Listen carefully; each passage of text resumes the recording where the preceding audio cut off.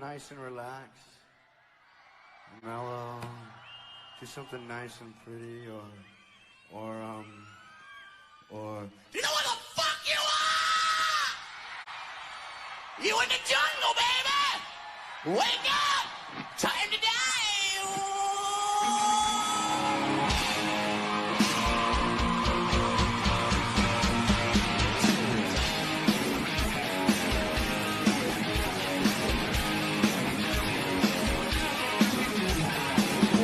Happens in one string after the lyrics comes in. So what he does, basically, still keeping the same melody. That this was what he was doing in the power chord section when the song comes alive and everybody joins, you know.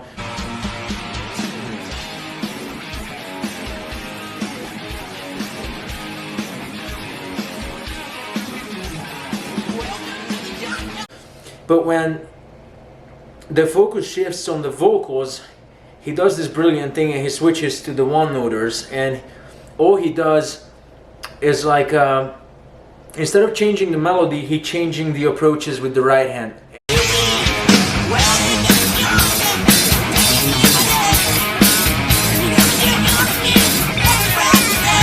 Right, so let's break this part down when he's in the one-noters, and it's really like it's really interesting because when you listen to the records, it seems like Slash is slightly ahead of the beat, in my opinion. If you listen what Easy does, it's so much more of an airy kind of like a,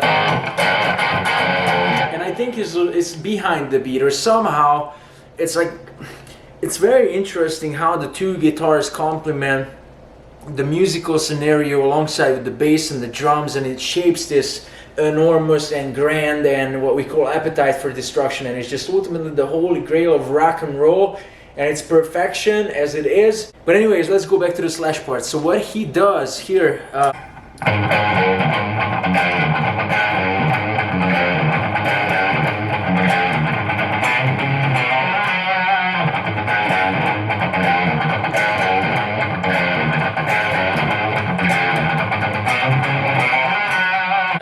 it's like a three-noters, look like one-noters actually, like he picks only one note. It's not a power chord, it's not a, it only happens in one string after the lyrics comes in. So what he does, basically still keeping the same melody, that this was what he was doing in the power chord section, but when the focus shifts on the vocals, he does this brilliant thing and he switches to the one-noters, and all he does is like instead of changing the melody, he changing the approaches with the right hand, and he picks more. Look, this is what was going on previously. Particularly, you can listen to that when what he does in live.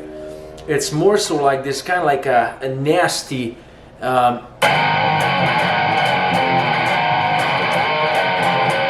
type of power chord sliding back and forth, comparing to this sort of approach. Look.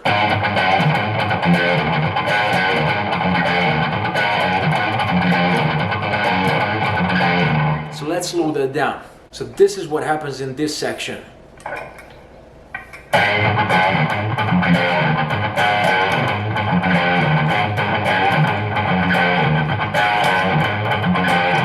Let's focus on the right hand.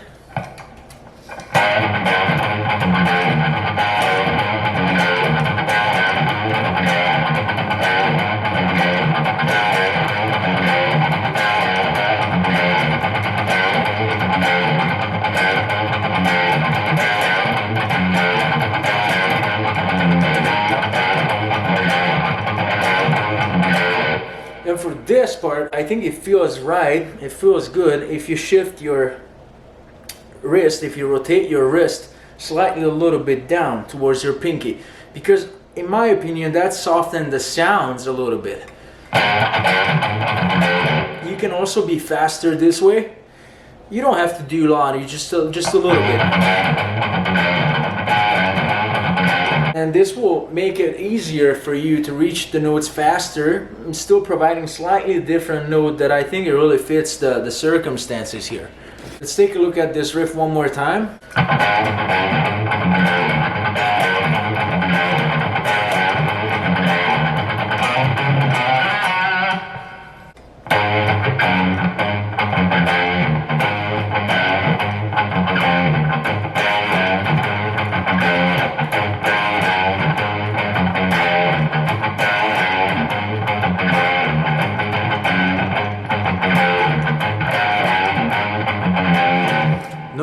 this, look. When I jump into the third note, and the third fret, I give this little bend to it, okay? Look.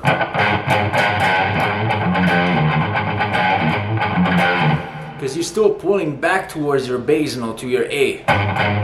If you give this G note a little bend, even though it's a G, but if you give that little pull to it, you're kind of referring in a way to, like, you're pulling it, so you're tightening it. So this sound is not exactly a G. It's a little bit more like a, you're pulling towards your A, right? So look.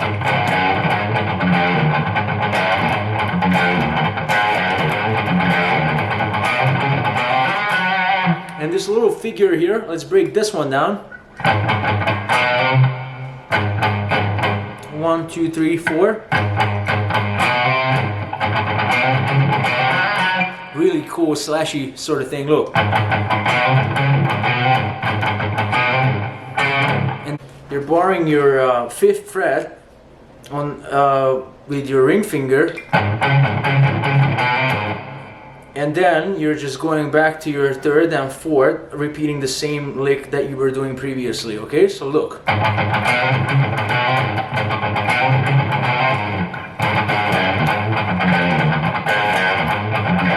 Sometimes when you play this riff, you can do these ghost noting sort of things, okay? So just exit out, right? Like, look.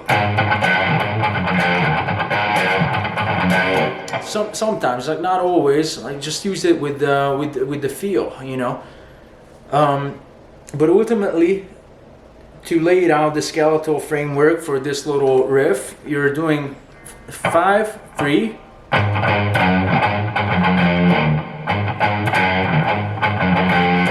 and then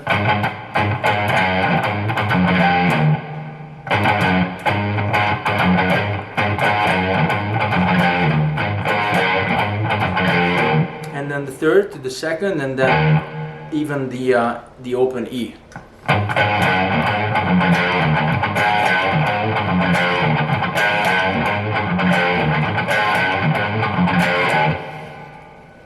On the right hand, you can do 4 notes, 3 notes, or sometimes 2. And this is not something set in stone.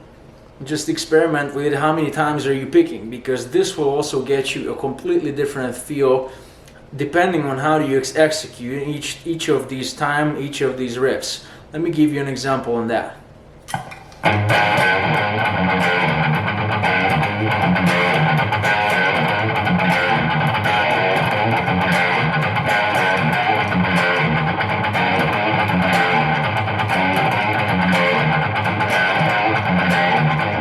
So there was like a variety, and I think it fits great if you're kind of using this variety and you're not just making each of the verses identical, or even with the same verse you can apply sometimes the 4 notes repetition, the 3, the 2, or sometimes even just like 1. Look.